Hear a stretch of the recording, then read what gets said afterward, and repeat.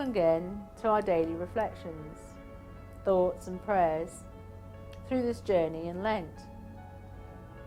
As we come to our time together, we will share in some of the background to the special meal known as the Seder, in which the Jewish people commemorate the time of Passover. Each item on the plate symbolizes an aspect of their time in slavery and celebrates their freedom too.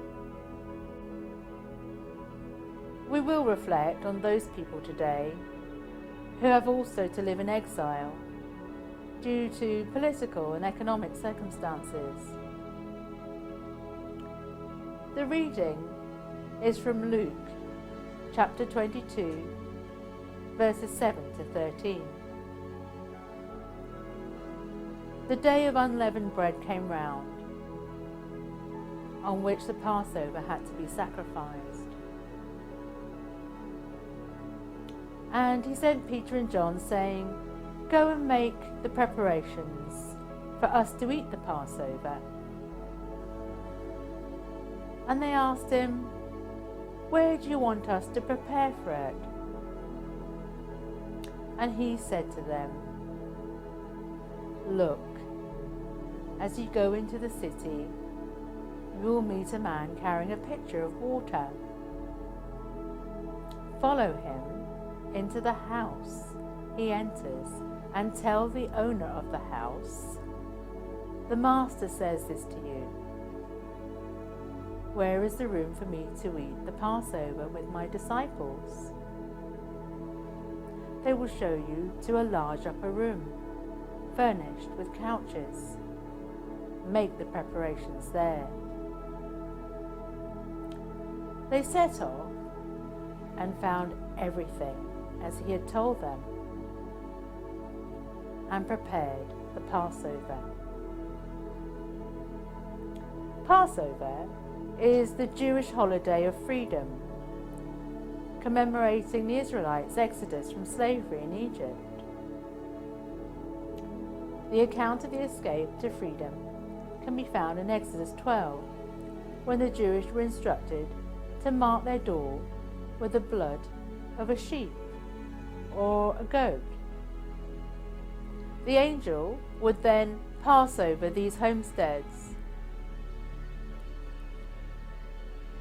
The blood will be a sign for you on the houses where you are.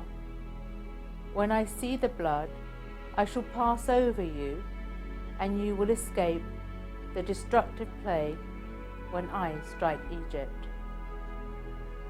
Each spring, Jewish people from around the world recount Passover's watershed story of redemption at a festive meal called the Seder, which means order in Hebrew. On the Seder plate, there are 5 or 6 different Passover foods, each symbolizing an aspect from the story mentioned in the book of Exodus, chapter 12.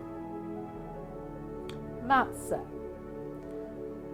When the Israelites learned that the Pharaoh had agreed to let them leave Egypt, they did not have time to break bread for the journey. And matzah symbolizes the hardship of slavery and the Jewish people's hasty transition to freedom.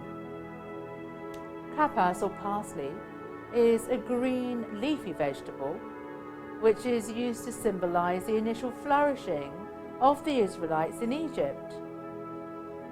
According to the book of Genesis, Joseph and his family moved from the biblical land of Canaan down to Egypt during a drought. Once in Egypt, Joseph quickly rose to power as the Egyptian Pharaoh's second in command, a revered position that extended special protection to the Israelite people for several generations.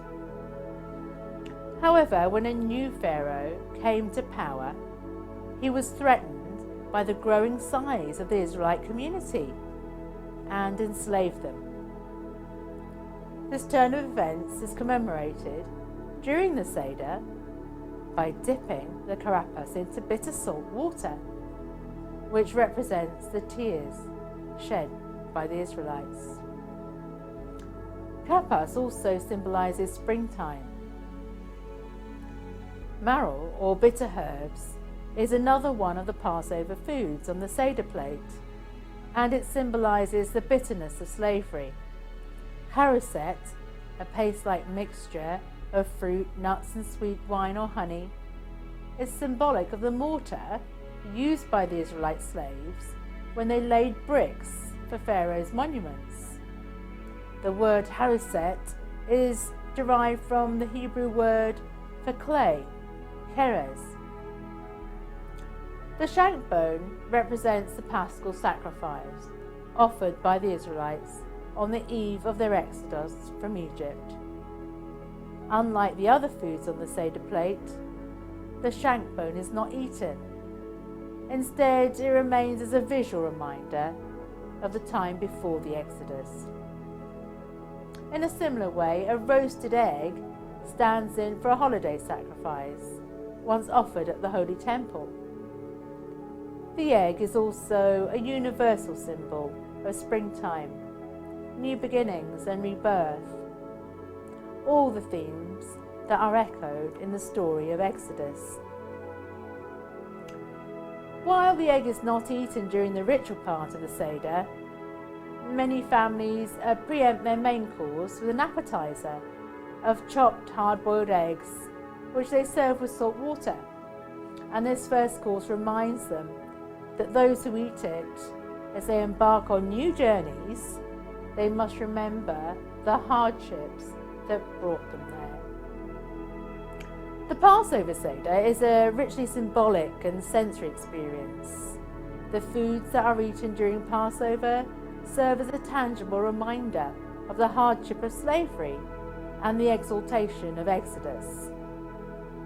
Passover foods reconnect participants with historical events that happened many years ago. This was the meal that Jesus would have shared on what Christians refer to as the Last Supper, and tomorrow we will reflect on the symbolism and the meaning for Christians today. In the spirit of sharing, our prayer for today is a reflection in the words of Pope Francis for the Feast of the Annunciation in March 2017. Rivers do not drink their own water. The trees do not eat their own fruit.